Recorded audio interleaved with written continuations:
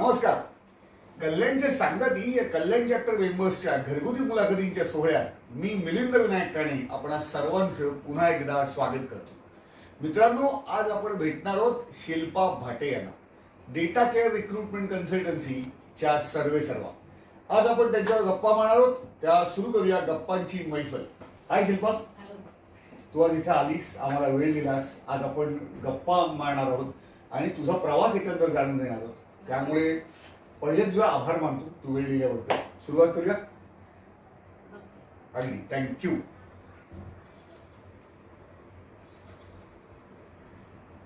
Yes. So तू आतापर्यंत interview काही बघितले असतील, त्यामुळे तुला पहिला प्रश्न अगदी पाठ झाला असेल, जो मी प्रत्येकाला विचारतो की बालपण, शाळा, कॉलेज. मला वाटतं तू पंढरपूरची आहेस मूळची, जन्म. सो आपण तिथूनच प्रवासाला सुरुवात.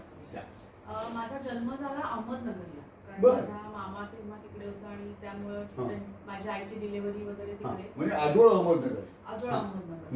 आणि नंतर पूर्ण पंढरपूरला. शाळा कवठेकर प्रशाला म्हणून नावाजलेली पंढरपुरातली शाळा. बर. त्याच्याही आधी 4थी पर्यंत आदर्श विद्यालय म्हणून होतं. नंतर कवठेकर प्रशाला आणि नंतर उमा महाविद्यालय म्हणून तिथे माझं बीकॉम कम्प्लीट झालं. बर, म्हणजे commerce graduation. Commerce graduation. Great, fantastic. So पंढरपूरला संपूर्ण लहानपण, शाळा तिथंच, कॉलेज तिथंच, आणि मग लग्नानंतर तू कल्याण करतो. Great, fantastic. परिवाराबद्दल म्हणशील तर पहिल्यापासून घरात वडिलांचा व्यवसाय. आईस फॅक्टरी होती आमची. नंतर आईस फॅक्टरी आता कोरोनामध्ये आम्हाला ती बंद करावी लागली. नंतर शेती होती. आता लग्नाच्या थोडा आधी आमचा पेट्रोल पंप सुरू झाला होता. नंतर कोल्ड स्टोरेज होतं, तेही साधारण कोरोनाच्या दरम्यानच आम्हाला ते बंद करावं लागलं. म्हणजे हे सगळं माझे वडील बघायचे. बरोबर माझा तिकडे चुलत भाऊ एक होता, एक आत्ते भाऊ होता. सगळं मिळून माझ्या कल्याणमध्ये बऱ्यापैकी 2-3 फॅमिली, जसं मोठी फॅमिली आमची जॉईंट असल्यामुळे बऱ्यापैकी नातेवाईक. बर बर बर. म्हणजे हे सगळं वडील बघायचे, ते पंढरपूरून बघायचे. हो, सगळं पंढरपूर. आता अजूनही ते व्यावसायिक आहेत. हो, अजूनही आहे. आणि जे फक्त बंद करायला लागलं कोरोनाच्या काळात, ते सोडून बाकी सगळे व्यवसाय बाबा अजूनही बघतात. अजूनही म्हणजे शेतीही बघतात आणि पेट्रोल पंपही बघतात. कोल्ड स्टोरेज आणि आईस फॅक्टरी आम्हाला बंद करावी. बरोबर. म्हणजे कोरोनाचा काळच इतका आव्हानात्मक होता की सगळं मॅनेज करणं शक्य नव्हतं, आणि काही काही गोष्टी ज्या बंद झाल्या त्या मग परत चालू करणं तितकं सोपं नाही. ती मशिनरी ते पिरियड नंतर ती खराब व्हायला लागते, त्यामुळे आम्हाला ते बंद करावं लागतं. बरोबर बरोबर. एक्सलेंट. आई पहिल्यापासून गृहिणी? आई पहिल्यापासून गृहिणी म्हणजे तिच्या लग्नाच्या आधी तिने BA नंतर BEd MAd सगळं केलेलं आहे, आणि तिने कित्येक वर्ष टीचिंगचा जॉब केला. पण फक्त पंढरपूर मध्ये आल्यामुळे आणि आराध्यांची सून आहेस म्हणून तुला कुठेही जॉब मिळणार नाही. म्हणजे तुम्हाला काय गरज आहे, तुम्ही असं होतं की गरज नाहीये तर जॉब कशाला करायचा, असं या फक्त या हेडखाली तिला काही करता आलं. आणि घरातलं ट्युशन वगैरे घेणं असं काही तिला हे नव्हती. पण प्रचंड वाचन, म्हणून नंतर तिने दासबोध, भगवद्गीता त्याच्यामधले अभ्यास करून ती परीक्षा वगैरे दिली. बरोबर बरोबर. आणि त्या काळात ते होतंही, हे आपल्या आई वडिलांच्या काळात ते होतंही की गरज नसेल तर नोकरी करायची काय गरज. जर घरातला पुरुष सगळं बघतोय तर तुम्ही मुलांना वाढवा किंवा तत्सम संसाराकडे जास्त लक्ष द्या. ग्रेट. बहीण भावंड? मला एक बहीण, माझ्यानंतर 1 वर्षांनी लहान आहे. ती हैदराबादला असते. तिने इंटिरियर डेकोरेशनचा कोर्स केलेला आहे. नंतर आणि ती हैदराबादमध्ये डिझायनिंगची कामही घेते. नंतर माझा भाऊ अमेरिकेला असतो. तो BE झाल्यानंतर ME करायला अमेरिकेत गेला. तो इकडेच सेटल झाला. बर बर बर. म्हणजे एक सख्खा भाऊ, एक सख्खी बहीण. पण तू मोठी? मी सगळ्यात मोठी. वा, क्या बात, जबरदस्त. आता तू त्याच्यानंतर लग्न झालं, शिक्षण झालं, पण शिक्षणानंतर काही नोकरी करत होतीस पंढरपुरात? मी CA करायचा प्रयत्न केला, पण एवढा पेशन्स नाही. म्हणजे मी खूप चांगली आर्टिकलशिप केली. म्हणजे ज्या सरांकडे आर्टिकलशिप केली त्यांच्याकडचे, कारण कसं जे काम हातात घेतलंय ते खूप काटेकोरपणे, किंवा मे बी मला तसं तिथलं वातावरण मिळाल्यामुळे मला अगदी स्टार्ट टू एंड पूर्ण हे करायचं. म्हणजे असं व्हायला लागलं की नाही नाही या मॅडम कडनं ऑडिट करून घ्या. मग मला ती आवड निर्माण झाली. मग मी सीए करायचा प्रयत्न केला, पण ते 1-2 ह्याच्यात झाल्यानंतर माझा तो पेशन्स काही राहिला नाही. आणि इन बिटवीन माझं लग्न पण झालं. बरोबर. लग्नानंतरही मी 1 वर्ष प्रयत्न केला, पण मग 1-2 वर्षानंतर सानिका झाली, त्यामुळे मला ते परसू नाही करता आलं. करेक्ट. पण म्हणजे मूळ असं तू म्हणशील की पेशन्स कमी पडला. पेशन्स कमी पडला. नाहीतर पेशन्स जर ठेवला असता तर करता येईल. कारण प्रोफेशनल कोर्सेसला पेशन्स लागतात आणि हार्टब्रेक असतात कधी कधी की इंडिव्हिज्युअल टॉपिक आपण एक सब्जेक्ट पास झालोय आणि ऍग्रिगेट मध्ये गेलंय आणि तो एकदम चटका लावला. मग मला ते पेशन्स राहिला. ग्रेट. पण जर्नी इंटरेस्टिंग आहे की तू चार्टर्ड होण्याचा प्रयत्न केला होता आणि ऑडिटचा एक्सपिरियन्स होता तिकडे आर्टिकल्स करताना. पण आर्टिकलची तू पूर्ण केलीस 3 वर्ष. नाही, ते कसं होतं पूर्ण म्हणजे साधारण काहीतरी 12 महिने का 11 महिन्याची केल्यानंतर तिथे तेव्हा परीक्षा द्यावी लागायची. त्याच्या आधी परीक्षा देता यायची असं काहीतरी पूर्वी तो रूल होता. त्याप्रमाणे ती सुरुवात झाली. आर्टिकलशिप मी 3 वर्ष कम्प्लीट केली. कम्प्लीट करूनच माझं लग्न झालं. त्यामध्ये म्हणजे इतकं की माझ्या बाबांचं त्या कंपनीचं ऑडिट पण तिथेच होतं आणि ते म्हणाले नाही माझ्या कंपनीचं ऑडिट झाल्याशिवाय तू लग्नाच्यासाठी सुट्टी नाही घ्यायची. म्हणजे इतकंच की नाही, कारण माझ्या सरांनी एवढं कौतुकच माझं केलं होतं की नाही ती म्हणजे सगळं हातातलं काम घेतलेलं पूर्ण छान करते असं. म्हणजे तेव्हापासून शिल्पा कमिटेड हे लोकांना माहिती होतं. फॅन्टॅस्टिक. ग्रेट. आता आपण थोडंसं कल्याणकडे वळू. तुमचं लव्ह मॅरेज नाही, अरेंज मॅरेज. पण तुला खरं सांगू का मी, म्हणजे ही कॉम्प्लिमेंट आहे आणि मी स्वप्नील आता पण बोललो नाही, पण आता कधी भेटलं तर सांगणार आहे. तुमच्यातली मी जेव्हा तुम्हाला दोघांना भेटतोय मला असं कायम वाटतं की तुमचं लव्ह मॅरेज असावं. कारण ऑल द वे पंढरपूरहून Kalyan, the way you know are together all the time. म्हणजे देवगंधर्वला म्हणा किंवा कुठल्याही कल्याण समाजच्या कार्यक्रमाला म्हणा किंवा इन जनरल आपल्या बीबीएनजीच्या कार्यक्रमाला. आता तसा स्वप्नील बीबीएनजीच्या कार्यक्रमाला कधीतरीच असतो, पण जेव्हा कधी मी तुम्हाला एकत्र भेटलोय ना तेव्हा मला असं सतत जाणवलं that sort of a chemistry after so many years is there असं मला म्हणायचंय. सो लग्न झालं, तू कल्याणला आलीस, बरोबर आहे. स्वप्नील अतिशय सुप्रसिद्ध तबलजी आहे. तो गेले कित्येक वर्ष या तालवाद्याची साधना करतोय आणि कल्याण समाज बरोबर गेली कैक वर्ष आणि अर्थात तू सुद्धा जोडलेली आहेस. सो स्वप्नील बद्दलचा प्रवास हा आता इतकी वर्ष कसा आला हे ऐकून घ्यायला. जेव्हा आमचं 2001 मध्ये लग्न झालं आणि स्वप्नीलचा तबला म्हणजे त्यांनी मला अट एवढीच सांगितली होती की मी तबला सोडणार नाही आणि आई बाबांजवळच राहणार. बाकी मला काही प्रॉब्लेम म्हणजे बाकी तू काय म्हणशील ते बरोबर, ह्या 2च माझ्या अटी. मला आई बाबांना पासून वेगळं राहायचं नाहीये आणि रादर मला असंच घर हवं होतं, असंच कुटुंब हवं होतं की ज्याच्यामध्ये जॉईंट फॅमिली म्हणजे सासू सासरे असतील, जाऊ-दीर असतील. कारण मी स्वतः जॉईंट फॅमिलीत राहिलेली होती, तर मला ते असं फक्त नवरा बायको असं नकोच होतं. आणि स्वप्नीलला जेव्हा मी पसंत केलं तेव्हा स्वप्नील आणि बरोबर आई बाबा ह्या सगळ्यांना मी पसंत केलं. कारण मला ते वातावरण तसं कम्फर्टेबल वाटलं त्यांना बघून, बाबा नाही मी इथं राहू शकते. अशाने ती आमची सुरुवात झाली. आणि स्वप्नील पहिला सुरुवातीला कम्प्युटर असेंबल करून आणि कम्प्युटर क्लासेस आणि एका साईडला तबला हे त्याचा मेन हे होता इन्कम सोर्स म्हणू शकतो. बरोबर. आणि मला माझा सीए एक साईडला चालू होतं, तो मी नंतर गॅप घेतला. मग कम्प्युटर इन्स्टिट्यूट मध्येच मी बाबा काहीतरी करेन. मग मी बसायला लागल्यानंतर जे येणाऱ्या इन्क्वायरीज हँडल करायला लागले, त्यांना काउन्सिलिंग करायला लागले आणि माझा रेशो बऱ्यापैकी म्हणजे 100 out of 100 होता की बाबा आलेला प्रत्येक हे कन्व्हिन्स होत होता. मग आम्ही क्लासेसच जरा मोठे करायचे ठरवले. त्यात मी बघतीच आहे आता सानिका पण बऱ्यापैकी म्हणजे आई बाबा मॅनेज होऊ शकतं म्हणून मग आम्ही थोडा वेळ येऊन मी क्लासेस बघत होते. बर बर बर. असं आमचं सुरू झालं. म्हणजे तू आणि स्वप्नील एकत्र त्यावेळेला काम करत होते स्वप्नीलच्या कम्प्युटर क्लासेस. सांगायला मला हे पण आवडेल की कम्प्युटर क्लासेस करताना आमची म्हणजे मी यायचे थोडा वेळ 2 तास, सानिका लहान होती आणि म्हणजे आमच्याकडे येणारे जे स्टुडंट्स होते तर त्या स्टुडंट्स म्हणायचे आले सर आणि मॅडमचं लग्न झालं तर बरं होईल ना असं. म्हणजे असं होतं की झालेलं लग्न हे माहित नव्हतं किंवा मंगळसूत्र त्यांना दिसलं नव्हतं माहिती नाही. आमच्या दोघांचं तू जसं म्हणालास तसं केमिस्ट्रीवरनं छान वाटते, त्यामुळे मला हा पॉइंट सांगावा असा वाटतं की लोकांना असं वाटायचं की अरे मॅडमचं सरांचं लग्न झालं तर छान वाटतं. ग्रेट. म्हणजे मला हे आता याच्यावर एक सुचलं, बरेच वेळा काय होतं ना की एखादं हिरो हिरोईनचं कपल असतं, जसं धर्मेंद्र आणि मालिनी, आपण असं किती वेळा बघितलेलं आहे की बाबा न्यूमरस फिल्म्स मध्ये एकत्र काम करतात आणि प्रेक्षकातच वाटायला लागतात, यार याचं लग्न किती मस्त आहे, छान पेअर दिसतंय वगैरे. म्हणजे तसं तुमच्या बाबतीत पण झालं. Great, fantastic. सो तू हे स्वप्नील बरोबर करत होतीस, ठीक आहे.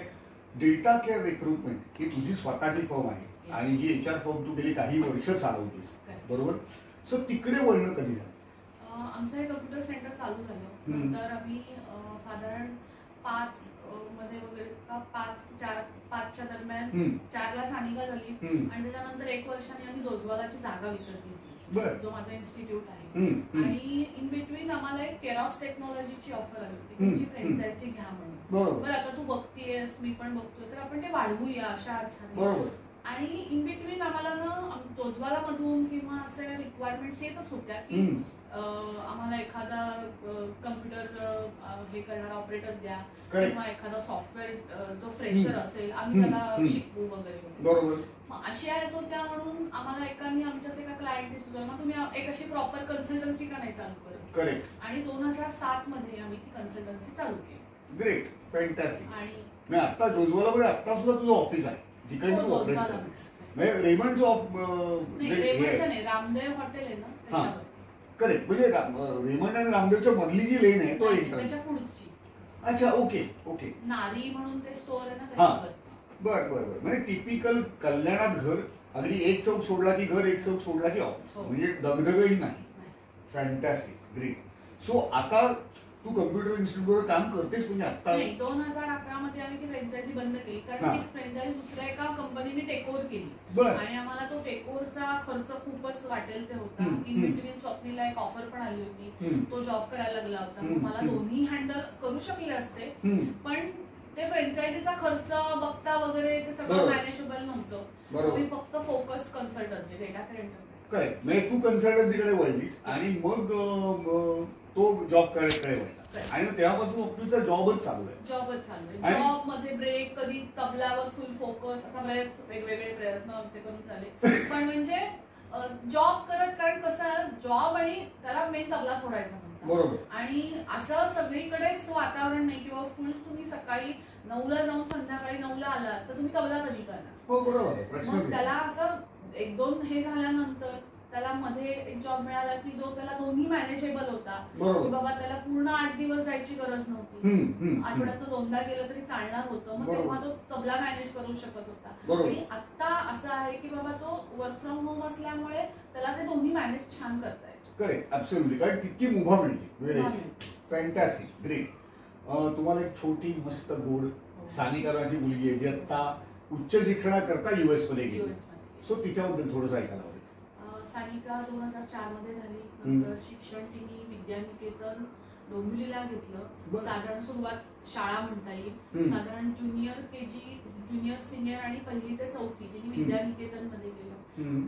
असंच लोकांच्या सांगण्यावरून आम्ही ती शाळा निवडली, पण प्रचंड लांब असल्यामुळे परत समोर महावीर जैन स्कूल मध्ये तिला घातलं. 10वी पर्यंत चांगलं, म्हणजे बऱ्यापैकी खेळ सगळ्या अदर ऍक्टिव्हिटी सांभाळत तिने 10वी मध्ये चांगले मार्क मिळवले. बरोबर.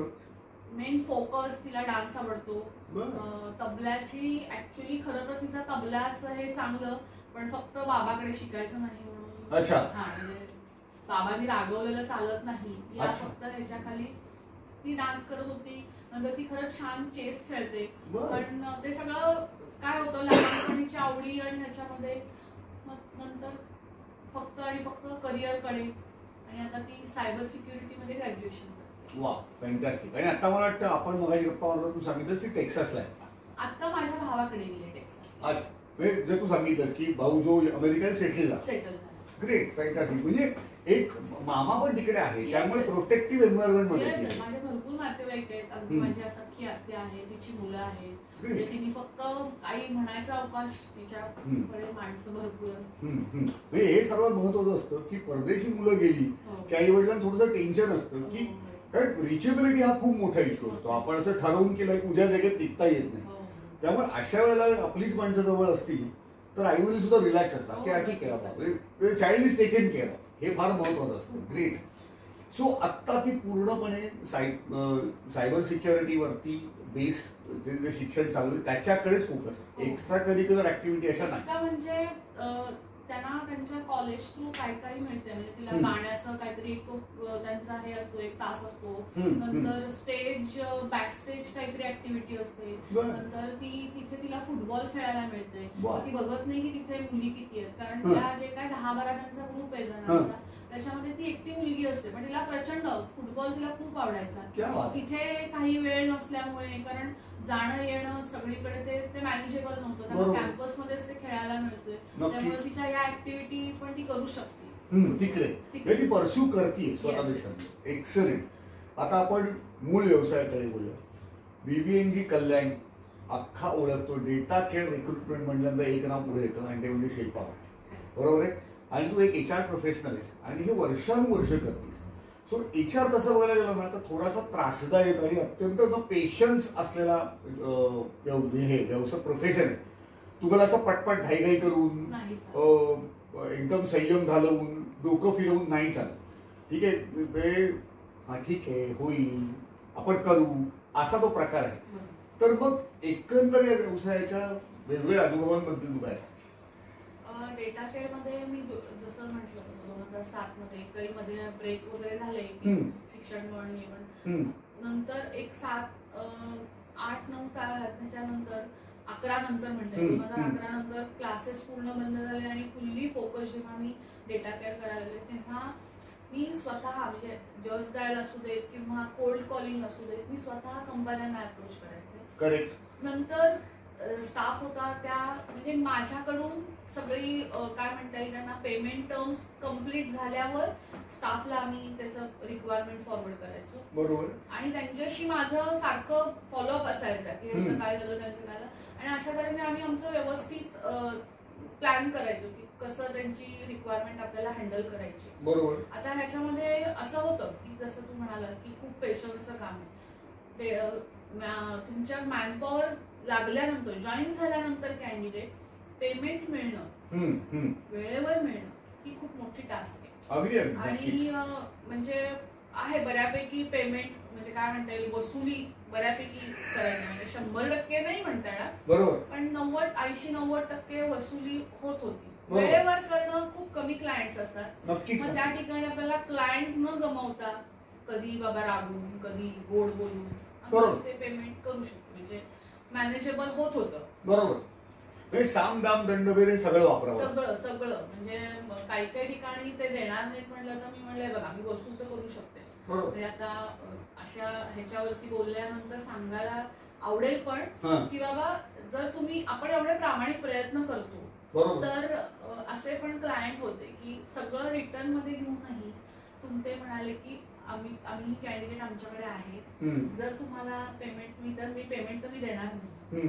तुम्हाला जर ह्या कॅन्डिडेटला मी सांगतो उद्यापासून येऊ नकोस. आम्ही त्या एम्प्लॉईशी बोललो, तिला विचारलं तर ती म्हणाली मॅडम बाकीचं एन्व्हायरमेंट सगळं चांगलं आहे, इथे कामही आहे, सगळं वेळेवर पैसे पण देतात, तू ओकेस ना. मी इथे काम व्यवस्थित करते. म्हटलं पैसे काढायची जबाबदारी माझी. मी त्यांना सांगितलं मी तिथे येऊनही पैसे मॅडम जसं मी घेऊ शकते.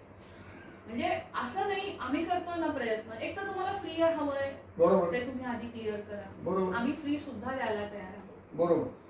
तुम्हाला देणं शक्य नाहीये असं आहे का, पेमेंट देऊ शकत नाहीये, तुम्हाला प्रॉब्लेम आहे पेमेंट द्यायचा, तुम्हाला फायनान्शियली प्रॉब्लेम आहेत, असं तुम्ही सांगा, मी नाही घेणार पेमेंट. बरोबर. काहीही नसताना पेमेंट द्यायचं नाही हा फक्त तुमचा त्या ऍटिट्यूड म्हणू शकतो. हट्ट असा नाही चालेल, पण माज आहे की आम्ही नाही देणार. म्हणजे आता त्याला आपण एक सोफिस्टिकेटेड नाव एक्झॅक्टली, म्हणजे असं नाही देणार तर मग मी पण पेमेंट काढू शकते. आणि मी काढलेले. वा, क्या बात. त्यांच्या रेफरन्सने आलो होतं, त्याने सांगितलं नाही मॅडम मी आणून देतो पेमेंट, तुम्ही तिथे जाऊ नका. म्हटलं हो, म्हणजे ते थोडं डिस्काउंटेड करावं लागलं आम्हाला. बरोबर. 100% काय झालं म्हणलं मी ऑफिसमध्ये येऊन पेमेंट काढू शकते. बरोबर, ऍब्सोल्युटली. ठरवलं तर तुम्हाला जर वेगळ्या रंग बघायचा असेल हो तर माझी मी तेव्हा नेहमीच तयार असते. Fantastic, great. मित्रांनो, जर शिल्पाचं हे रूप पाहिलं नसेल तर तुम्हाला या इंटरव्ह्यूमधनं हे शिल्पाचं रूप पाहायला मिळेल. आणि खरोखर म्हणजे माझा जेव्हापासून शिल्पाबरोबर कनेक्ट वाढले प्रत्येक वेळेला जेव्हा माझं कॉन्व्हर्सेशन होतं, कल्याण चॅप्टरच्या काही धक्का देणाऱ्या व्यक्तिमत्वांपैकी शिल्पा एक आहे. कारण तिला प्रत्येक वेळेला एक वेगळी क्वालिटी समोर येते, प्रत्येक वेळेला एक वेगळा गुण दिसतो आणि तो कायम चकित करून जातो चांगल्या अर्थाने. आपण या गप्पांची वेळ अशी चालू ठेवणार आहोत. मला काही तुझ्याकडनं अशा गोष्टी जाणून घ्यायला आवडतील. जसं तर तू सांगितलंस की हे चॅलेंज व्यवसायातलं, बरोबर, की काही काही जण मुद्दाम चेंगटपणा करतातच. तसेच काही यशस्वी क्लायंट्सही असतील जे तुझे रिपीट क्लायंट झाले आणि यू आर व्हेरी हॅपी. अरे यार, एक कॉर्पोरेट असावं तर असं असावं, अप्रोच असावा, ॲटिट्यूड असावं तर असं. तर अशा कुठल्या क्लायंटची उदाहरण होती? असे भरपूर क्लायंट आहेत, म्हणजे क्लायंटची लिस्ट म्हणू शकते. भरपूर क्लायंट आहेत की जे काय म्हणता येईल की गुड बुक मधले आहेत, एकदम छान अप्रोच. म्हणजे मी त्यांना कधी आतापर्यंत भेटलेली नाहीये. सुरुवातीला आम्ही जेव्हा डेटा केअर सुरू केली तेव्हा ओळखीच्या लोकांमध्ये आम्ही सुरुवात केली की बाबा तुम्ही देताय का हे. पण माझा आता मे बी माझा हे असेल तसा अँगल, पण आधी जे मला ओळखत नाही, फक्त काम करतोय म्हणून आम्हाला रिक्वायरमेंट देतात, अशांकडनं माझी सुरुवात झाली. म्हणजे जेव्हा माझ्याकडे 100 क्लायंट झाले तेव्हा मला ओळखीचे लोक काम द्यायला लागले. लोक ते बघून म्हणा किंवा नाव ऐकून म्हणा किंवा मे बी माझ्या ह्याच्यातला आवाजात, आमच्या वागणुकीतून म्हणा. जे सगळे सुरुवातीचे जुने क्लायंट आहेत ते उलट मुंबईचे, ज्यांना कधीही दहीसर, कुर्ला, म्हणजे ह्या साईडला पण मी गेलेली पण नाहीये, कधी भेटलेली पण नाहीये, असे लोक आधी माझे क्लायंट झाले. आणि मग माझ्या कल्याणचे बरेच जण की अरे म्हणजे असं म्हणता येईल की आता वेकर बिल्डर जे बऱ्यापैकी नावाजलेले आहेत, तर ते स्वप्नीला प्रचंड एकदम व्यवस्थित ओळखतात. बरेच वर्ष ते देवगंधर्व किंवा गायन समाजामुळे ते ओळखीचे, पण ते स्वप्नीलकडून आले नाही. हा, म्हणजे माझ्याकडे एक मुलगी काम करायची, तिच्या ओळखीने नरेंद्र पवार सरांकडून त्यांनी रिक्वायरमेंट दिली, म्हणजे असं थ्रू. आणि मग जेव्हा त्यांना मी सांगितलं की असं असं विरकर बिल्डर, अगं ते आपल्या मागच ऑफिस आहे, मला स्वप्नील म्हणाला. म्हणजे असे माझ्याकडे क्लायंट भरपूर आले की उलट आधी ओळख आहे म्हणून किंवा स्वप्नीलच्या थ्रू आहे म्हणून मी कधी क्लायंट मिळवायचा प्रयत्न केला नाही. आणि म्हणजे आपण असं क्लायंटची लिस्ट आता मी उलट अशी वाढवते की ठाणा डाऊन साईड, माझ्या कल्याण, डोंबिवली, ठाणा याच्यात डाऊन साईडला माझे क्लायंट कमी आहेत, म्हणून मला तो लावायचा, म्हणून मी वेगवेगळ्या प्लॅटफॉर्म वरती कनेक्ट व्हायचा प्रयत्न करते. बरोबर, करेक्ट. म्हणजे ऍक्च्युअली जे एरिया जवळ आहे तिकडे क्लायंट कमी आणि जे एरिया खूप लांब आहे तिकडे क्लायंट खूप. हो, कारण त्यांना कसं होतं, तुम्ही पैसे देताय ना, पण आम्हाला क्वालिटी द्या. तुम्ही एक सॅलरी घेता चालेल, तुम्ही म्हणताय की सॅलरी आम्ही द्यायला तयार आहोत, कॅन्डिडेट चांगला पाहिजे. म्हणजे हा अप्रोच मुंबईतल्या बऱ्याच ह्यांच्या, माझ्याकडे आहे ती मॉकिंग बर्ड म्हणून ग्राफिक्स मध्ये एक कंपनी आहे, ती खूप छान आहे. खूप म्हणजे त्यांच्याकडे बऱ्याच म्हणजे 10-12 कितीतरी लोक आम्ही दिले, त्यांच्या ब्रांचेस वाढल्या, तेवढे आम्ही कॅन्डिडेट्स दिले. आणि त्यांचं सगळ्यात महत्वाचं काम म्हणजे मध्ये करोनाच्या थोडंही आधी की त्यांचा काहीतरी जीएसटीचा प्रॉब्लेम आल्यामुळे त्यांनी 3 महिने पेमेंट दिलं नाही आम्हाला. पण ते म्हणाले की थोडंसं थांबा मॅडम, आम्ही तेही तयार झालो, का तर आमचा हा जुना क्लायंट आहे आणि कधीही त्यांनी हे टाळलं नाही की हे सांगायला की आम्हाला जरा वेळ लागतो. अशा लोकांना आम्ही तेही म्हणजे थांबायलाही तयार असतो, फक्त तुम्ही आम्हाला तसं सांगा की बाबा न फोन उचलणे किंवा गायब होणे हा जो प्रकार असतो देणारच नाही, अनप्रोफेशनल बिहेवियर. करेक्ट, प्रश्नच येत नाही. फॅन्टॅस्टिक. मग हे जे तू चांगले अनुभव सांगितलेस की जे तू आत्ता म्हणालीस की भरपूर म्हणजे त्यांच्या ब्रँचेस वाढल्या त्या कंपनीच्या आणि तिकडे बरेच तू एम्प्लॉई दिलेस. मग असं तुमचं काही डेटा केअरचं स्पेशलायझेशन आहे का की तुम्ही या स्ट्रीमला किंवा स्पेसिफिक 2, 3, 4 स्ट्रीमला विशेष एम्प्लॉईज पुरवता किंवा त्याच्याकरता डेटा केअर ओळखली जाते? असं म्हणजे आता कसं आहे, माझ्याकडे ना बऱ्यापैकी बिल्डर लॉबी आहे, त्यांच्यामध्ये अकाउंट, नंतर सेल्स, ऍडमिन, लायझनिंग, नंतर लॉयर्स आम्ही बऱ्याच जणांना दिले, इंजिनियर्स, साईट इंजिनियर्स बऱ्यापैकी दिलेले आहेत. दुसरं अकाउंटिंग रिलेटेड, बेसिक अकाउंटिंग पासून अकाउंटिंग एक्झिक्युटिव्ह वगैरे लेवल, त्याच्यामध्ये सगळ्या आणि वेगवेगळ्या इंडस्ट्रीच्या लोकांना दिले. पर्टिक्युलरली अकाउंट ऍडमिन हा जो ही जी पोझिशन आहे ती आम्ही बऱ्याच याच्यामध्ये दिली. अच्छा, ती स्पेशलायझेशन म्हणता येईल किंवा अकाउंटिंग ऍडमिन म्हणजे तुम्ही म्हणाल ती इंडस्ट्री, म्हणाल ते ऑफिस, डेटा केअर ऑलवेज रे. फॅन्टॅस्टिक. विरकड डेव्हलपर्सचं तू नाव घेतलंस, अर्थात प्रथित यश डेव्हलपर्स आहे, त्यांचं नाव मोठं आहे आणि हे तुझ्याकडे नाव ऐकून म्हणजे डेटा केअरचं नाव ऐकून आले, शिल्पा पाटील ऐकून आले, स्वप्नील थ्रू आले नाही. वेर आज ते स्वप्नीलला ओळखत होते, स्वप्नील त्याला ओळखत भाटे मॅडम बघतात असं म्हणून नाही. हा, ती जसं सांगितलं तसं माझ्या ऑफिसमध्ये जी मुलगी काम करायची तिच्या बहिणीचं आणि नरेंद्र पवार सर एका वर्गात काम करायचे आणि नरेंद्र पवार सर आणि विरकर सर खूप चांगले मित्र आणि अरे मग तुला कन्सल्टन्सी हवी आहे का, मग यांच्याकडे ती माझी आता एक हे काम करते. मग त्यांनी सुरुवात केली म्हणजे डेटा केअर किंवा तिथे कोण काम बघतं हे खूप नंतर होतं, समोर आल्यानंतर कळलं हे पहचानतो हाच आहे असं. क्या बात आहे, जबरदस्त. तू व्यावसायिक अडचणी आणि संधी दोन्हीबद्दल बोललीस, डेटा केअर कसं काम करतं हेही बोललीस तू.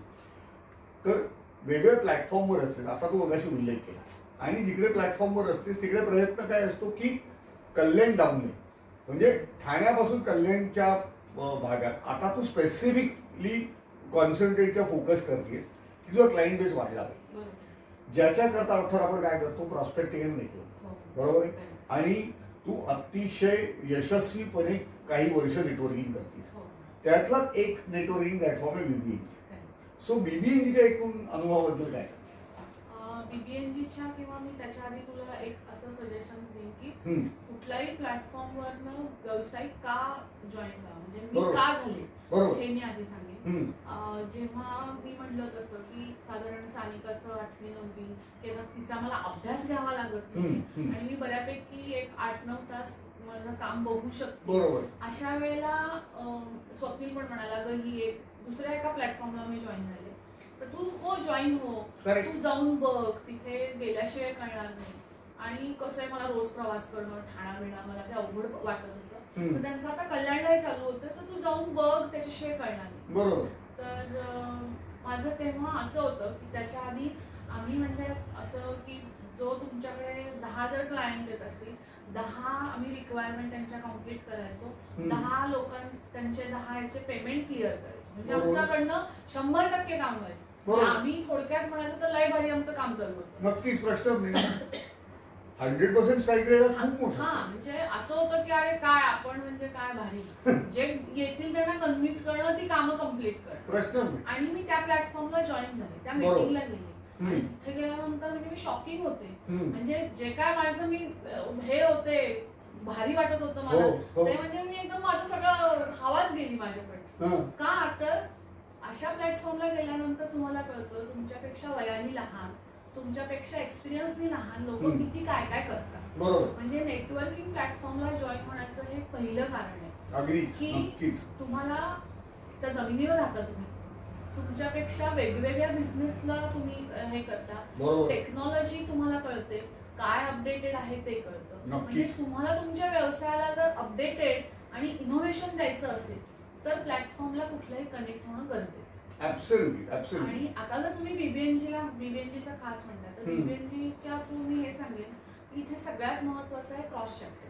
म्हणजे जेव्हा आपण फक्त कल्याणमध्ये जॉईन झाली आणि म्हणून मला कल्याणमधनं बिझनेस तसा मला सुरुवात केली आपल्या पाठक सरांनी द्यायला, शाळेमध्ये माझ्याकडनं ते अकाउंट आणि ऍडमिनचे लोगो लावून घेतले, पण त्याच्या व्यतिरिक्त मला सगळा जो बिझनेस मिळतोय तो डोंबिवली, ठाणा, नंतर नाशिक, बडोदा असे हे करून मिळतो. म्हणजे आम्ही भेटलो कुठल्या कुठल्या फंक्शनला पण, आणि बाबा कन्सल्टन्सी आहे, म्हणजे श्रीपाद सर म्हण किंवा श्रेयस यांनी मला बऱ्यापैकी क्लायंट बेस दिली, चांगलं आमचं बॉन्डिंग पण तसं आहे, त्यामुळे त्यांनी मला त्याच्यामध्ये क्रॉस चॅप्टर मधून मेन बिझनेस मिळतो. करेक्ट. आणि पाठक सर तुम्ही म्हणायचे धनंजय सरांबद्दल. परफेक्ट. आणि Dhananjay sir he is in a givers capacity, इतकी वर्ष ते यशस्वीपणे व्यवसाय करतायत, आणि जर पोटेन्शियल असेल आणि जर व्यक्ती मेहनती असेल, कमिटेड असेल, जसं तू म्हणालीस हे दोन व्यावसायिकाकडे गुण लागतातच, तर ते मदत करतातच. त्यामुळे ते जर पहिले होते यात काही मला नवल वाटत नाही. पण जे तू म्हणालीस की नेटवर्किंग करताना क्रॉस चॅप्टर, आता क्रॉस चॅप्टरला आपण पोचणं आवश्यक आहे, त्याच्यासाठी वेगवेगळी फंक्शन्स अटेंड केली. जसं क्रॉस चॅप्टर आजच तू अंबरनाथ बदलापूरच्या मिटिंगला जाऊन आली होतीस आणि मिटिंग छान झाली असं तू म्हणालीस. सो अशा ज्या मिटिंगला तू जातेस तेव्हा तू काय जाणून घ्यायचा प्रयत्न करतेस किंवा तुझा दृष्टिकोन काय असतो मीटिंग अटेंड करताना? मीटिंग अटेंड करताना माझा दृष्टिकोन हा असतो की एक तर मी कोणाला कनेक्ट होऊ शकते, बरोबर, मग त्यामध्ये मी कोणाला काही देऊ शकले तरी चांगलं, करेक्ट, किंवा कोणाकडून काही घेऊ शकते हेही मी बघते. बरोबर, म्हणजे फक्त पैशानेच नाही, काही एक नॉलेज मध्ये सुद्धा आपल्या काही वाढ होत असेल, बरोबर, किंवा काही म्हणजे कुणाकडनं आपण काय घेऊ शकतो तर कुणाला कनेक्ट करून दुसरीकडे देऊ शकतो, तसं हे माझ्या डोक्यामध्ये कायम चालू असतं. आणि मी जसं म्हटलं तसं की आम्हाला कुठल्या वेगवेगळ्या प्लॅटफॉर्मला मी कनेक्ट झाले, काही ठिकाणी ट्रेनिंग घेतले, तर तिथे हेच असतं की तुम्ही तुमचे जे मेंबर्स आहेत, तुमच्याबरोबर जे सगळे मेंबर्स आहेत ना, त्यांना तुम्ही डायरेक्ट तुमच्या क्लायंटकडे किंवा तुम्ही जेव्हा तुमच्या एखाद्या क्लायंट मीटिंगला जाता तेव्हा तुम्ही कनेक्टेड तुमचे कोण मेंबर आहेत. म्हणजे थोडक्यात आता मी जर HR मध्ये आहे तर आपल्या इथे राजस्थान आता जे नवीन जॉईन झाले ते ट्रेनिंग मध्ये पण आहे, त्यांना मी ट्रेनिंगच्या रिलेटेड काम देऊ शकते. नंतर जर कंपनीमध्येच जाते तर आता आपल्या बरोबर बर्वे सर आले जे पेंटिंग रिलेटेड काम बघू शकतात. म्हणजे हे कसं पॉवर टीम टाईप आपण काम करू शकतो. हा माझा अप्रोच असतो की एकतर अशा लोकांना कुणाला काही तिथे मिळत असेल तर, किंवा त्यांना कुणाला वेगळ्या अर्थाने आपल्याकडनं काही कनेक्ट करून देतात. डेफिनेटली, म्हणजे 2, 3, 4 उद्योग एकत्र साधले जातात. करेक्ट. म्हणजे मी देऊही शकते आणि मी घेऊही शकते. There is always a give and take good benefit, isn't it? Plus त्याच्याशिवाय तू जसं म्हणालीस इंटँजिबल, की बऱ्याच गोष्टी आपल्याला नुसतं ऑब्झर्व करून सुद्धा व्यावसायिकांकडून शिकता येतात. बरोबर आहे. हे अतिशय प्रशंसनीय आहे. कारण का माहितीये का, क्रॉस चॅप्टरला जाताना काय उद्देश ठेवावा हे जर आपल्याला क्लिअर असेल ना तर गोष्टी खूप सोप्या होऊ शकतात. Specific networking platform, fantastic. पुढे जाऊ आपण. आता थोडंसं मी वैयक्तिक आयुष्याकडे परत येणार आहे आणि जाणून घ्यायचा प्रयत्न करणार आहे काय काय करायला आवडतं वैयक्तिक आयुष्यात शिल्पाला, ज्यावेळी शिल्पा मोकळी असते, म्हणजेच शिल्पाचे आवडी आणि छंद. सो त्याच्याबद्दल थोडं ऐकायला आवडी म्हणजे कसं आहे, मी ना सुरुवातीला ड्रॉइंग वगैरे करायचे. बरं. नंतर मी डान्स पण शिकले होते. बरं. हे शाळेत वगैरे असतं? शाळेत वगैरे असतं. ड्रॉइंग मध्ये मी इंटरमिजिएट वगैरे त्याच्या बेसिक सगळ्या परीक्षा ते मी दिल्या. माझ्या बाबांचं म्हणणं होतं की डॉक्टर इंजिनियर सगळे होतात, तू उलट अशामध्ये काहीतरी करिअर कर. फ्री हँड खूप छान होतं, फॅशन रिलेटेड काहीतरी करायचं. माझे जे ड्रॉइंग होते ते आम्ही अमेरिकेला वगैरे पण पाठवले होते. म्हणजे काही वेळेच्या अभावी म्हणून वगैरे तिकडे ते सिलेक्ट व्हायला वेळ लागला तर आम्हाला प्राइज आमच्या स्कूलला सगळे मिळाले होते. म्हणजे हे सगळं ड्रॉइंग रिलेटेड होतं. पेंटिंग मी खूप छान करायचे. आता कसं आहे ना, पंढरपूर बऱ्यापैकी छोटी सिटी, त्याला तेव्हा एवढी त्याला मोठं हे नव्हतं, नाव वलय नव्हतं. नंतर दुसरं काय करायचं, मग मी सीडॅकचा एक सॉफ्टवेअरचा कोर्स पण केला होता. वेगवेगळ्या मी प्रयत्न माझे हे झाले चालू होते. पण काही कारणास्तव हे सगळं वेगळ्या साईडला बाजूला राहिलं. नंतर मला वाचनाची पण खूप आवड होती. रादर अजूनही आहे पण कमी झाली. म्हणजे बप्पू काळे, पु ल देशपांडे हे माझ्या अजूनही खूप बऱ्यापैकी संग्रही आहे, प्रश्नच नाही. आणि त्याच्याशी बोलताना पण जाणवतं की तू कनेक्ट करतेस की हे इकडचं आहे, हे इकडचं आहे, हे इकडचं आहे. ते तर कळतं की येस, व्यक्ती वाचत असली तरच ते कनेक्ट होऊ शकतं. फॅन्टॅस्टिक. तू आता म्हणाली वाचनाची पण बरीच आवड आहे. तुला फिरायलाही आवडतं? हा, बऱ्यापैकी. स्वप्नील बरोबर? स्वप्नील बरोबर असं काही ग्रुप, ऑफकोर्स स्वप्नील, सानिका, म्हणजे मला थोडासा फिरण्याच्या बाबतीत कम्फर्ट झोन मी बघते बऱ्यापैकी. म्हणजे असं एकदम रॅन्डम मी कुठेही गेले आणि असं नाही होत माझं. कारण म्हणजे मला असं ते थोडंसं सगळ्या दृष्टीने, कारण मला काय म्हणता येईल, थोडं गाडीचा हे होणं थोडा प्रॉब्लेम असल्यामुळे मला तो थोडासा प्रॉब्लेम वाटतो की थोडं कम्फर्ट लेवल वरती सामान उचलणं, हे करणं, हे सगळं ओके असेल तर मग मी येऊ शकते, मला असं काही प्रॉब्लेम. आणि सिमिलरली व्यक्तींचाही कम्फर्ट झोन लागतो, व्यक्तींचाही कम्फर्ट झोन लागतो. मला आतापर्यंत मी कुठल्याही प्लॅटफॉर्मला गेले, मला कुठलीही चुकीची व्यक्ती भेटली नाही. डायरेक्टली मला ठीक आहे, थोडंफार 1% मी असेल, माझ्यापर्यंत त्या गोष्टी कधी आल्या नाही डायरेक्टली. आतापर्यंत मी सगळ्या लोकांबरोबर, जेवढ्यांबरोबर काम केलं, जेवढे लोक माझ्या बरोबर मेंबर्स होते, सगळ्या लोकांशी माझी खूप छान मैत्री. माझा मित्रपरिवार, माझा क्लायंट बेस जेवढे तेवढे आहेत ते सगळे छान मित्र. मला माझ्यापेक्षा स्वप्नील जे काय 1-2दा आला की हा हिच्याबरोबर चालली आहेस का, मग मला काही त्याची काळजी नाही. रात्री 12 वाजताही घरी गेलेली त्यामुळे त्यांच्याबरोबर मीटिंग अटेंड करून एखादं फंक्शन अटेंड करून, तर स्वप्नीला काळजी नसते कारण चांगल्या ग्रुप बरोबर आहे, हा विश्वास नसतो. हे फार महत्वाचं आहे की ज्या ग्रुप बरोबर आहे प्रोफेशनल रिलेशन्स करता तिकडे वातावरण चांगलं आहे, कल्चर चांगलं, त्यामुळे हे फार महत्वाचं असतं घरच्यांसाठी सुद्धा. काय तो कम्फर्ट झोन घरच्यांसाठी पण क्रिएट होणं महत्वाचं. फॅन्टॅस्टिक. थोडंसं मला एक आता प्रश्न सुचतोय.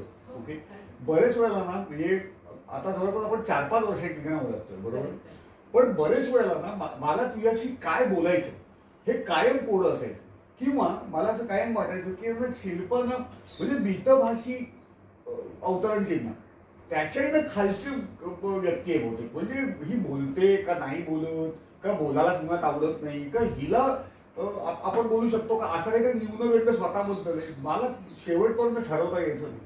आणि मागच्या 2 वर्षात माझ्यामध्ये आपलं बोलणं जास्त वाढलं आणि आपण बोलायला लागलो. जसजसं आपण एक्सचेंज करत गेलो वेगवेगळे टॉपिक किंवा कॉन्व्हर्सेशन, तसं मला कळायला लागलं की शिल्पा प्रचंड बोलते, शिल्पा प्रचंड असते. म्हणजे मला आज या मुलाखतीच्या द्वारे सांगतो, म्हणजे मी अगदी कॅमेरावर सांगतोय, शिल्पा हसते ह्याच्यावरती पण मला डाऊट, पण नंतर शिल्पा हसते, प्रचंड हसते, किंबहुना नुसती हसत नाही, शिल्पा जोक पण क्रॅक करते, हे मला कळायला लागलं.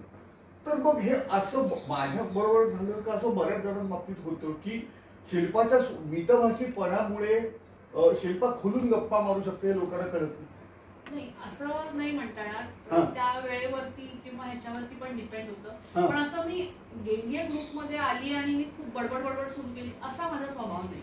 आधी मी बऱ्यापैकी बघते लोक कशी आहेत, काय विचारतायत, मी बऱ्यापैकी त्या अनुषंगाने प्रसंगानुषंगाने काय जोक्स असतील तर माझा जोक कधी पण चांगला असेल म्हणजे मी हे पण सांगू शकते. पण असं असेल त्याप्रमाणे त्या वेळेनुसार त्या तिथल्या क्राऊडनुसार मी त्या गोष्टी हे करते. मी सगळ्या क्राऊड मध्ये बऱ्यापैकी नाही आहे ना शिल्पा म्हणजे कम्फर्ट म्हणा किंवा आवडीची व्यक्ती म्हणा असं आहे, पण खूप बडबडी गेल्या सुरुवात करत असं नाहीये माझा स्वभाव. Correct correct. म्हणजे तू पिंड नसल्यामुळे तू बऱ्यापैकी शांत राहून ऑब्झर्व कर. म्हणजे मी अशी एकटी पण शांत बऱ्यापैकी आपलं आपलं काम मी करू शकते. लोकांना असंही असं नाहीये, एकटं राहणं वगैरे ठीक आहे, मला लोकही खूप लागतात, मी एकटी पण राहू शकते. Correct, me both ways.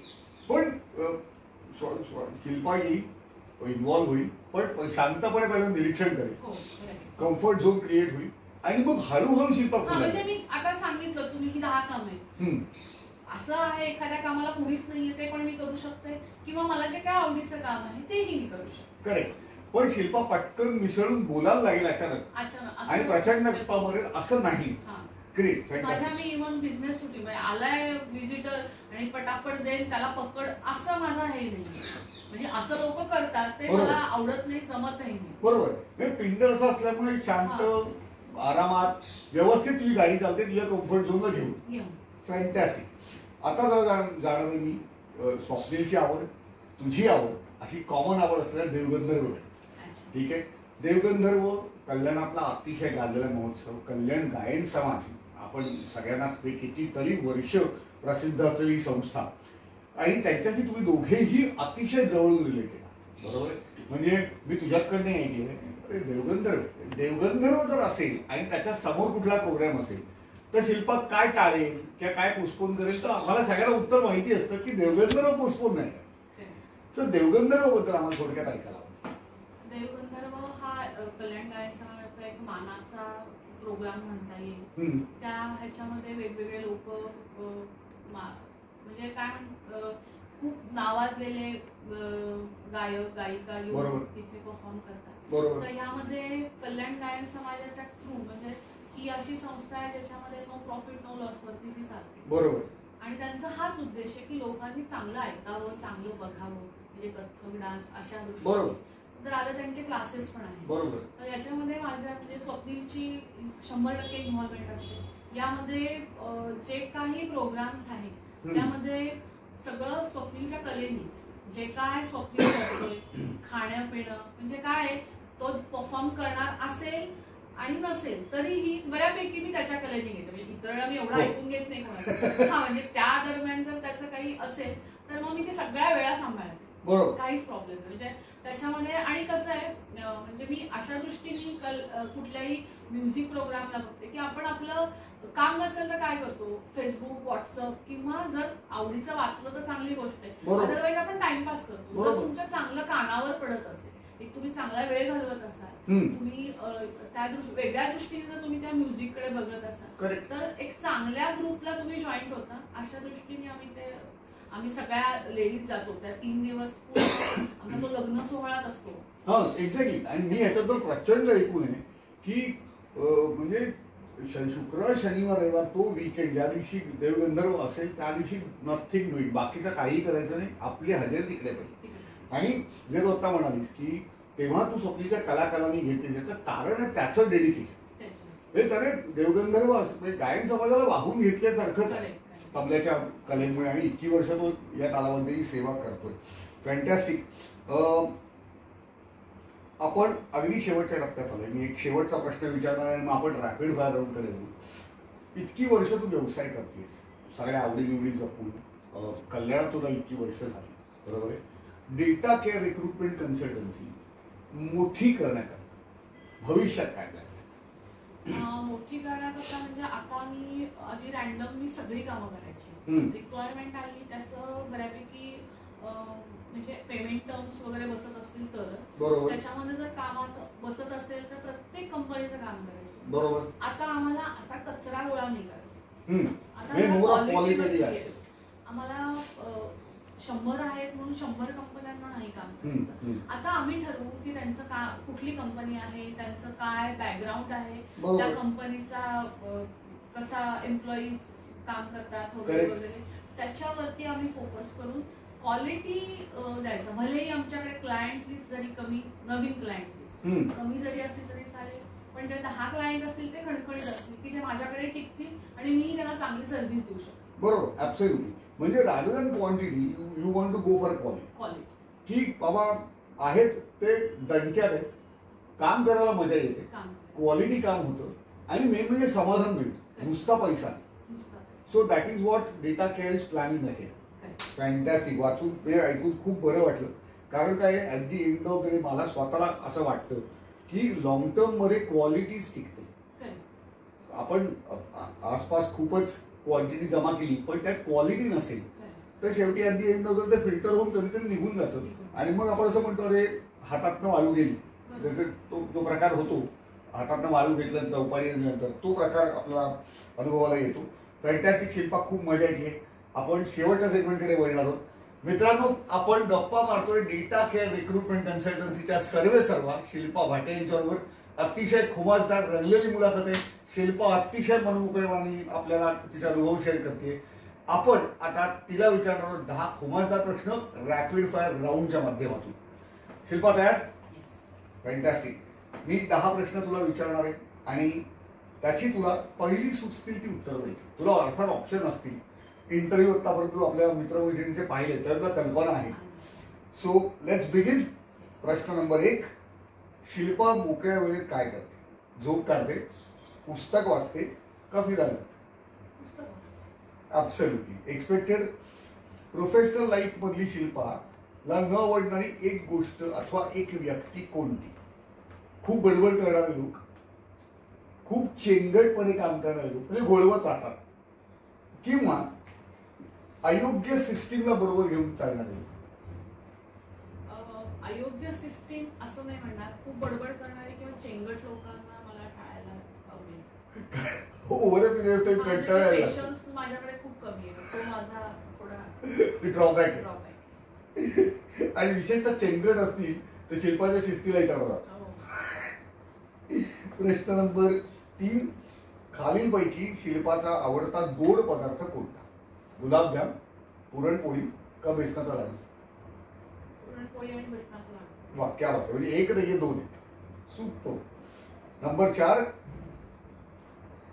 भांडण झालं तर पहिल्यांदा समजूत कोण घालतं? तू काय स्वप्नील?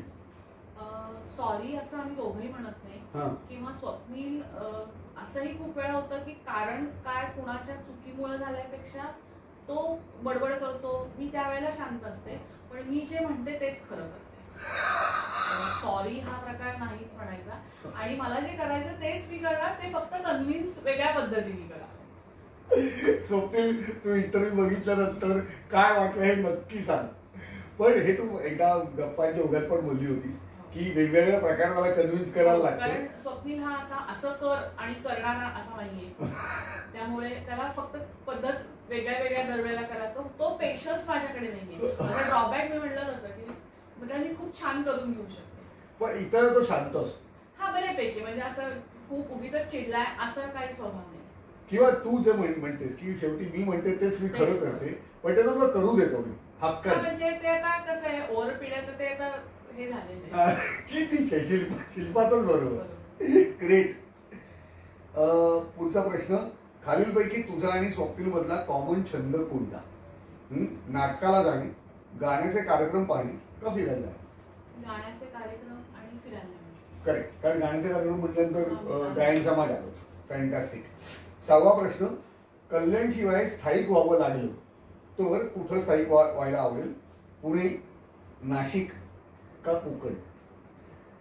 म्हणजे कल्याण गायन समाज सोडून आम्ही कुठेच जाणार नाही. म्हणजे ते ब्रांच आम्हाला, कारण एवढी 100 वर्षाची ती संस्था दुसरीकडे आणि त्याची इन्व्हॉल्वमेंट खूप त्याच्यामध्ये जास्त आहे. त्यामुळे शक्यतो कल्याण गायन, आणि अशी वेळ आलीच तर मग आम्ही सानिकाकडे जाऊ ना, डायरेक्ट तिकडेच. खरं, ऍब्सोल्युटली. मग पुढे नाशिक कोकण कशाला. ऍब्सोल्युटली. 7वा पुढचा प्रश्न जो क्रमांक 7 आहे, पंढरपूर आणि कल्याण यातला सर्वात कोणता मोठा फरक लग्नानंतर तुला जाणवला? माणसांचे स्वभाव, म्हणजे पंढरपूरला माणसं वेगळी असतात, कल्याणला वेगळी असतात, स्वभाव बदलतात एरिया शहरानुसार. शहरातील प्रवास एकंदरीत का एकंदर लाईफस्टाईल? एकंदर लाईफस्टाईल वेगळी.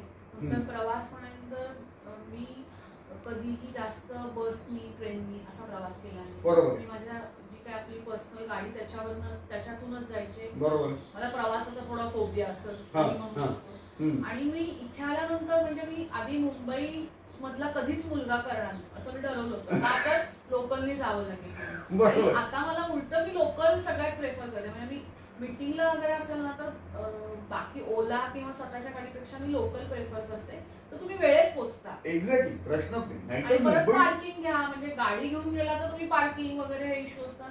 तर तुम्ही वेळेत जाण्यासाठी मग त्याला मला ते गर्दीचा पण काही प्रॉब्लेम नाही. एक्झॅक्टली. म्हणजे ट्रेन मध्ये गेलो आपण फास्टेस्ट पोहोचणं महत्वाचं. Fantastic, great. 8वा प्रश्न, देवगंधर्व महोत्सव एका शब्दात सांगायचा झाला तर तू काय सांगशील?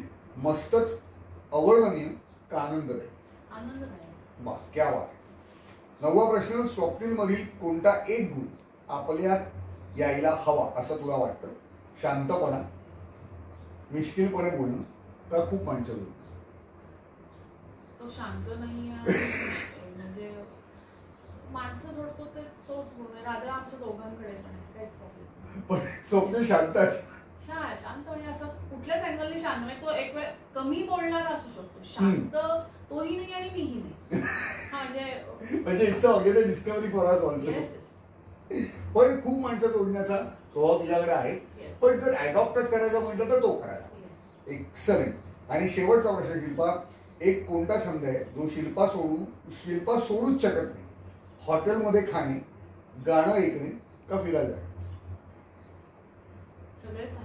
म्हणजे गाणं मी काय स्वतः गाणं खूप कमी शिकले, जास्त गाण्यामध्ये हे नाही केलं. बरोबर. हॉटेलिंग आम्ही ग्रुप आहेत तर त्यांच्यावर गाण्यात एक वेगळी मजा असते. आणि फिरायला जाणं असंही मी खूप फिरायला जात नाही किंवा खूप हॉटेलिंग करत नाही. जेव्हा केव्हा जाते तर आमचे वेगवेगळे ग्रुप ठरलेले आहेत. सगळं एक महिन्यातनं एकदा दोनदा असं खूप होत नाही. आणि गाण्याचे प्रोग्राम त्या मानाने सतत असतात. कुठली गोष्ट सोडणं शक्य नाही.